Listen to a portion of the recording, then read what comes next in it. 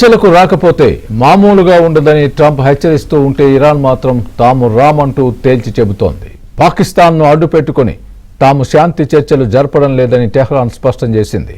ఇరాన్లో కీలక ప్రాంతాలను స్వాధీనం చేసుకోవడానికి అమెరికా భారీగా బలగాలను తరలిస్తోంది. మిడిల్ ఈస్ట్ లో యుద్ధం కొనసాగే సూచనలు కనిపిస్తున్నాయి.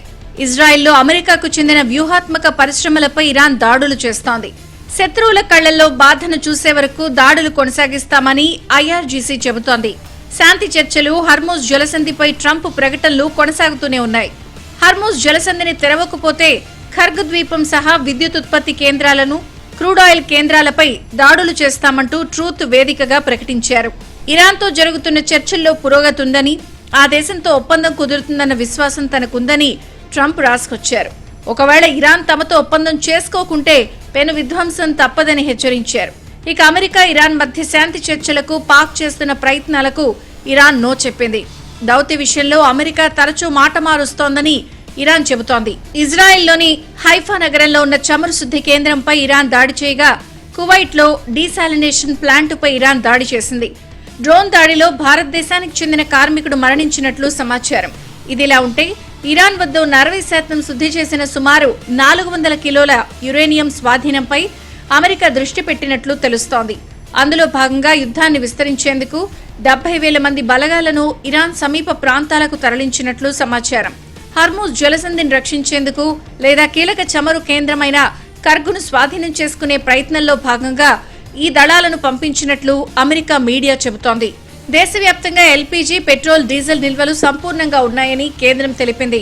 ఇప్పటికే గ్యాస్ బుకింగ్ చేసుకున్న వారికి సకాలంలో అందించడంతో పాటు దేశీయంగా ఉన్న రిఫైనరీలు సాధారణ స్థితిలో పనిచేస్తున్నాయని కేంద్రం పెట్రోలియం శాఖ జాయింట్ సెక్రటరీ సుజాత శర్మ వెల్లడించారు.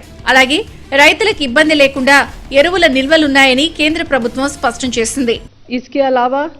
डोमेस्टिक मार्केट में डीजल की उपलब्धता को बनाए रखने के लिए, एटीएफ की उपलब्धता को बनाए रखने के लिए एक्सपोर्ट लेवी भी लगाई गई है. इसीलिए मेरा आप सभी से विनम्र निवेदन है कि कृपया अफवाहों पर विश्वास न करें. ఇరాన్ ఇజ్రాయెల్ యుద్ధాన్ని నిలిపివేసేలా కేంద్ర ప్రభుత్వం చొరవ చూపాలంటూ తెలంగాణ అసెంబ్లీ తీర్మానం చేసింది. యుద్ధం వల్ల 4,000 మంది మరణించారని, ఆర్థిక విధ్వంసం జరుగుతోందని డిప్యూటీ సీఎం భట్టి విక్రమార్క అన్నారు. ఈ యుద్ధం ఆగిపోతే మూడో ప్రపంచ యుద్ధానికి దారి తీయొచ్చని ఆందోళన వ్యక్తం చేశారు. యుద్ధ ప్రభావంతో మన దేశానికి వచ్చే పెట్రోల్, డీజిల్, ఎల్పీజీ గ్యాసుల సరఫరాకు ఆటంకాలు ఏర్పడి ప్రజలు తీవ్రమైనటువంటి ఇబ్బందులు ఎదుర్కొంటున్నారు. దాన్ని తక్షణమే నిలిపివేసి శాంతి పరిడవెళ్లాలని ఈ సభ ఆకాంక్షిస్తుంది. ఈ విషయంలో భారత ప్రభుత్వం చొరవ చూపాలని కోరుతూ ఈ శాసనసభ ఏకగ్రీవంగా తీర్మానం చేస్తుంది.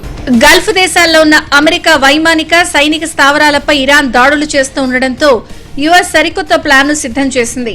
అమెరికా బలగాలను ఇజ్రాయెల్కు తరలించనున్నట్లు సమాచారం. ఇక ఇరాన్పై దాడికి ఎయిర్ బేస్లను ఉపయోగించేందుకు స్పెయిన్ తిరస్కరించింది.